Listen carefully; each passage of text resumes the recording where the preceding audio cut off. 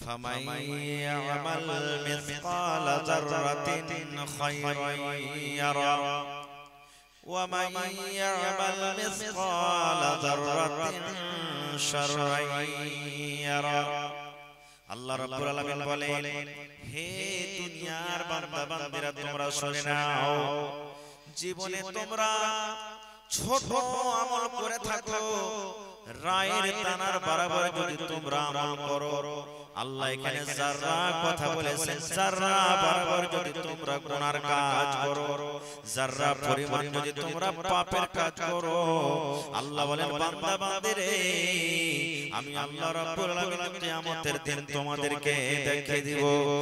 আর যদি তোমরা যারা বরাবর যদি নেকির কাজ করো রে বান্দা, আল্লাহ বলেন সেই কাজটাও কিয়ামতের দিন আমি তোমাদেরকে দেখিয়ে দিব।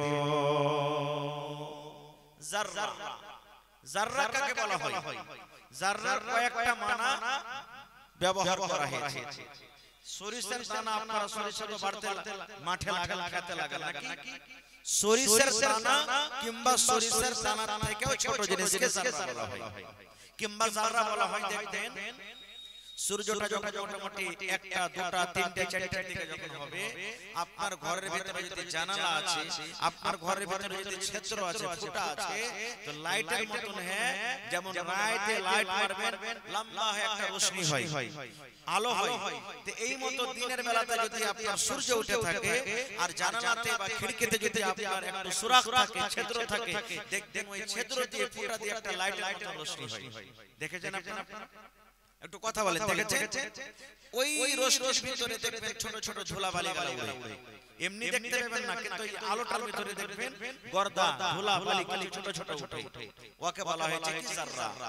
আল্লাহ রাব্বুল আলামিন বলেন, হে দুনিয়ার মানুষ, তোমরা শুনে নাও, যাররা পরিমাণ যদি তুমি দুনিয়াতে নেক কাজ করো রে বান্দা, যদি যাররা পরিমাণ যদি তুমি গুনার কাজ করো, আল্লাহ বলেন, বান্দারে, কিয়ামতের দিন তুমি দেখতে পাবে, আজকে তুমি গুনাহ করো, আজকে তুমি পাপ করো, তোমার মা জানে না, তোমার আব্বা জানে না, তোমার বিবি জানে না, তোমার বিবি কা যদি গুনাহ করে সংসার জানে না, দুনিয়ার কোনো মানুষ জানে না। আল্লাহ বলে, বান্দারে, দুনিয়ার কোনো মানুষ যদি না জানতে গেল, আমি একটাই এমন আল্লাহ, আমি আল্লাহ রাব্বুল আলামিন তোমার খবর রাখি, আমি আল্লাহ রাব্বুল আলামিন কিয়ামতের দিন সেই গুনাহটাকে তোমাকে দেখিয়ে দিব এবং সেই নেকিটাকে তোমাকে আমি দেখিয়ে দিব। বলবেন, হাজী মাওলানা, নেকি তো দেখা যায়, আজকে দান করবেন মসজিদের জালসা, নেকি জীবনে দেখতে পেয়েছেন? জীবনে দেখেছেন নেকি? গুনাহও দেখার নয়, তাহলে বলবেন, হাজী মাওলানা, গুনাহও দেখতে পেয়ে নেকিও দেখতে পেয়ে আল্লাহ তাবারাক ওয়া তাআলা কিয়ামতের দিন কেমন করে ওসল করবে? তাহলে এটা বোঝার জন্য দুনিয়াতে খুব সহজ।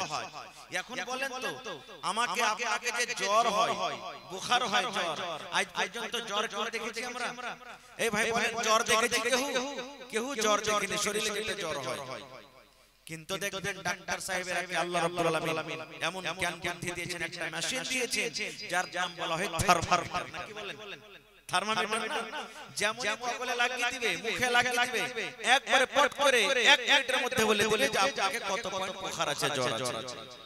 এবার বলেন বন্ধুরে, না দেখা জিনিসকে মানুষ যদি না করতে পারে, ওজন করতে পারে, তাহলে যে আল্লাহ রাব্বুল আলামিন এই মেশিন তৈরি করার ক্ষমতা দান করেছে, আল্লাহ রাব্বুল আলামিন ছোট ছোট জিনিসকে কিয়ামতের দিন কেন দেখাতে পারবেন না? পারবেন না? পারবেন ভাই? জোরে বলেন, পারবেন না? পারবেন না? পারবে। আজকে বড় বড় দোকানে চলে যাবেন, সিসিটিভি ক্যামেরা লাগা আছে, ব্যাংকে চলে যাবেন, সিসিটিভি ক্যামেরা লাগা আছে। আজকে আপনার দেখেন জালসা আছে, জালসার বিভিন্ন জায়গাতে কিন্তু ক্যামেরা লাগা আছে। জালসার কমিটির মানুষ দেখেন অফিসে বসে গোটা জালসাকে কিন্তু দেখরেখ করছেন, কোন রাস্তা থেকে কি হয়, কোন জায়গাতে ঘটনা ঘটছে। আজকে প্যান্ডেলের ভিতরে কত লোক বসে আছেন, জালসার কমিটি অফিসে দেখতে পাচ্ছি জালসাটার স্টেজ কিভাবে আছে, আজকে ওখানে ক্যামেরাতে বসে বসে দেখছেন।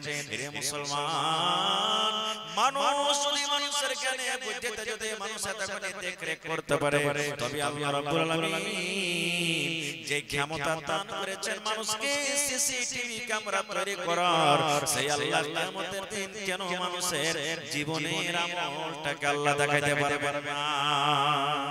পারবেন না? পারবেন না ভাই? পারবেন। কি কি ছোট আমল? আল্লাহুস সামাদ। আল্লাহ রাসূল সাল্লাল্লাহু আলাইহি ওয়াসাল্লাম বলেছেন যে একটা মহিলা একটা বিলাইকে মেরে দিয়েছিল। বিলাই, এই যে আমাদের বাড়ি ঘরে মাছ রাখা আছে, মাংস রাখা আছে, বিলাইতে মুখ দিয়ে দেয়, মন খারাপ হবে না? হবে না? মা খালা বলবে আই লিসি লাগে ছেলেটা লাগে আমি মাছের টুকরা খাটা রেখেছি, পিসটা রেখেছি, আর তুই খেয়ে নিলি, আই খুব রাগ থাকবে মা খালার কি ভাইয়ের কি থাকবে? যদি একটু দুধ খেয়ে বাড়ি তার জিনিস রাখা আছে খেয়ে নিলে বিলাইয়ের উপরে রাগ হয়ে যায়। ঠিক আল্লাহ রাসূল সাল্লাল্লাহু আলাইহি ওয়াসাল্লাম বলেছেন একজন মহিলা একটা বিলাইয়ের উপরে রাগ হয়ে গেছে, রাগ করে কি করেছে?